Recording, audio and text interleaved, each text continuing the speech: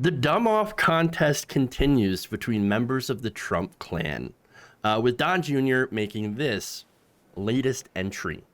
They're trying to, cancel him. He took a family vacation. Now, obviously, we understand sometimes, the optics of that right now isn't ideal. But in the grand scheme of things, he's a senator.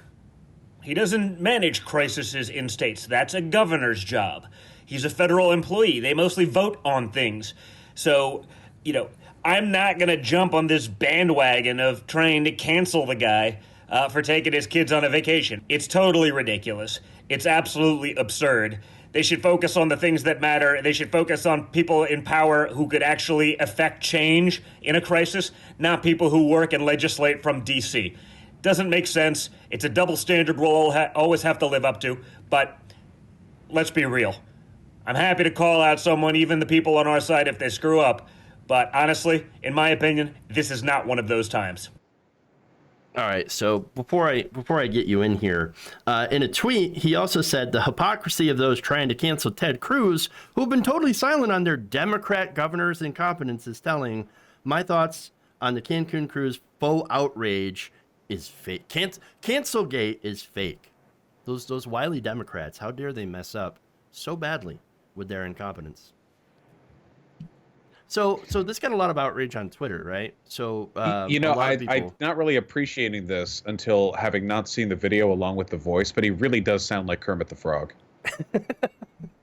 True. Not quite as much as Peterson, but he's in the ballpark, Yeah, it's bad, and the guy's probably coked up. But look, a lot of people were like, you realize that Greg Abbott is the governor of Texas. So now you could take this a couple of ways, right? So you could take it like the newest approach is he didn't necessarily say that it was Texas's governor that messed up. But, he didn't also not say it. So we're going to dunk on him anyway. Well, I mean, I feel like the Republican Party, especially lately, has been treating their governors kind of disposable. Trump's kind of set that precedent, I think, especially with the way he treated the governor of Georgia, where like they know that at like a state level, they don't need to cooperate that much because the governor has absolutely no choice but to go along with whatever abuse they receive. If they don't suck up to it, then somebody else will take their place. But it doesn't actually seem to affect the political alignment of the people who voted in that Republican governor. So you can shit talk the governor all you want, as long as you keep eyes away from Ted Cruz, because he narrowly won his 2018 Senate seat. And he actually is something they care about protecting. Yeah, that's true. So they can keep as many people as they can in the Senate. So now there are some major problems going on in Texas, though, that you can absolutely blame the governor for. For example, Texas has and as well as the Texas legislature, they have a partly deregulated or mostly deregulated electricity market. Okay, they chose not to provide power companies, this according to the New York Times, with incentives to install reserve capacity to deal with possible emergencies. This made the power cheaper in normal times, which, hey, it's great. Cheaper power, who doesn't like that, right? But also left the system vulnerable to these wild swings when you have emergencies. So, I feel like having more federal regulations, the federal regulations that they made their own power grid to get away from would have actually stopped some of these insane price spikes. You've seen the story about Griddy, right? Well, I've heard about like electricity being charged like $1,000 per kilowatt hour or something like that. Like some absurdly high price. It's worse. Before the storm, it was about 20 kilowatts per hour. It went over $9,000. It's over $9,000. At least that'll delight some of the weeps in the state. I mean, they've got that going for them. But this is what happens when you deregulate, One of the problem is that riding high 10 years and then having one crash can be all it takes to end a person's life. Even if it incurs some higher costs in the long run, there's a benefit to stability. It's basically like the civic infrastructure equivalent of having health insurance, You pay out your premium, sure, but if you ever need to go to the hospital, it's not going to bankrupt you, ideally. Right. And it's not going to leave millions of people without heat, water, and the ability to, of course, cook food, which, it's also, you kind of need food to survive. I hear, it's good to have. It's good to have. So now, they after all this happened, of course, you've also probably seen the reports of numerous right-wing individuals blaming this entire thing on alternative energy, on wind power, right? On wind It'll turbines. work too. Oh yeah, absolutely. But it's important to point out that Texas's energy mix is 90% traditional thermal energy sources. You got oil and natural gas, and so it's only about 7% wind power, 3% mix of solar, geothermal, and other energy sources. And so, I mean, it's pretty clear that there was a big failure in the traditional energy sources as well. Yes, there were wind turbines that froze over and seized up and wouldn't work and wouldn't generate. But they also had problems with gas plants not operating. Well, it all froze over. Because whether it's a wind turbine or a natural gas plant, these institutions need to be appropriately weatherproofed, and they didn't. I think back in 2011, in fact, they explicitly rejected the opportunity to weatherize these stations in a way that could accommodate potential changes resulting from climate change. Right. And they chose not to do it in order to keep things cheap for them, cheap for the companies, and cheap for the consumers as well, because they have an incredibly competitive energy market in Texas. But all of that, facts be damned, right? Fox News. So personalities and guests on Fox News and Fox Business blamed the Green New Deal, green energy, and all that stuff.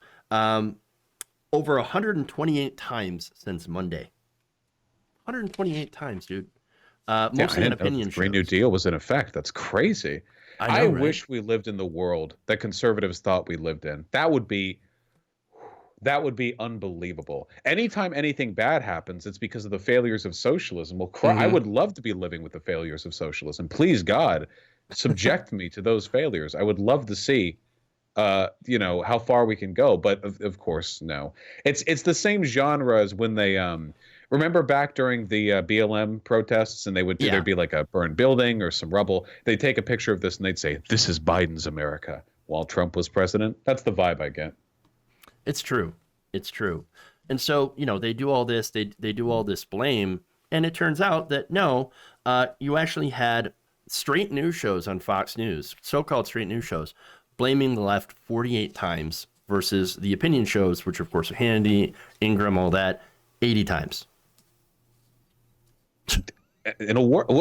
We laugh. Okay, it will. You can laugh if you want, true. but it'll work. That's the thing. It doesn't matter. They can say whatever the hell they want. It does not matter. We can mock it as much as we want. We can deconstruct these arguments as much as we want, but their bald-facedness is the point. If they were trying to nuance their way out of an argument, actually there was a Texan Democrat governor in 1967 and he was the one who did X.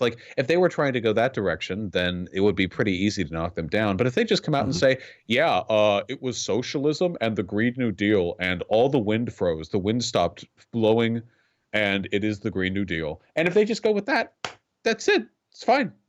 They win. Look, there are reports of people that believe that putting up solar panels would suck the energy out of the sun. I mean, this is okay. So I see this from Lib Twitter all the time. Okay, not only was it super classless for a lot of Lib Twitter to go after people that are freezing in Texas is some sort of gotcha, take that, Texas. What did the people in Texas do? Yes, of course, they voted for shitty politicians that abandoned them at the first chance of trouble. Of course, Ted Cruz, who flew to Cancun while everybody's freezing. But this is not a good thing to do, to sit there and laugh at them.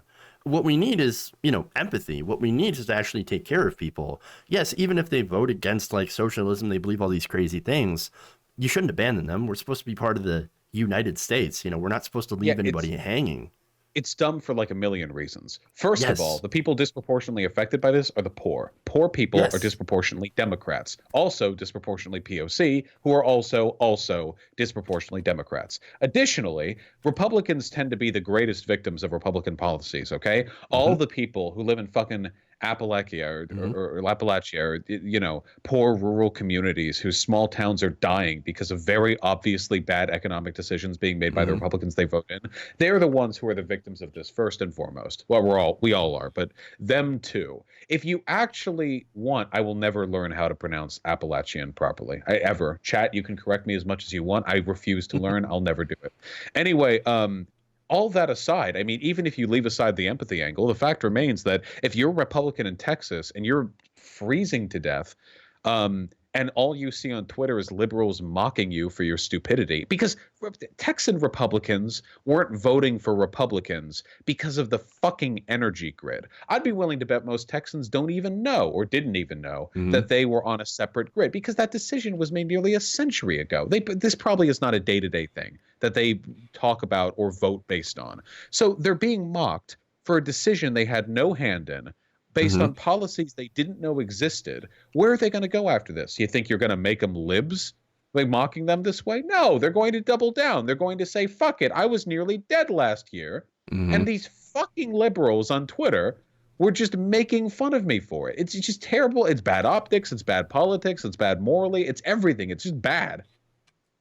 If you enjoyed this video, please give us a like and share with your friends. You can subscribe and help out the channel by becoming a patron. It's patreon.com/Jeff Waldorf, or you can become a channel member as well by hitting the join button below.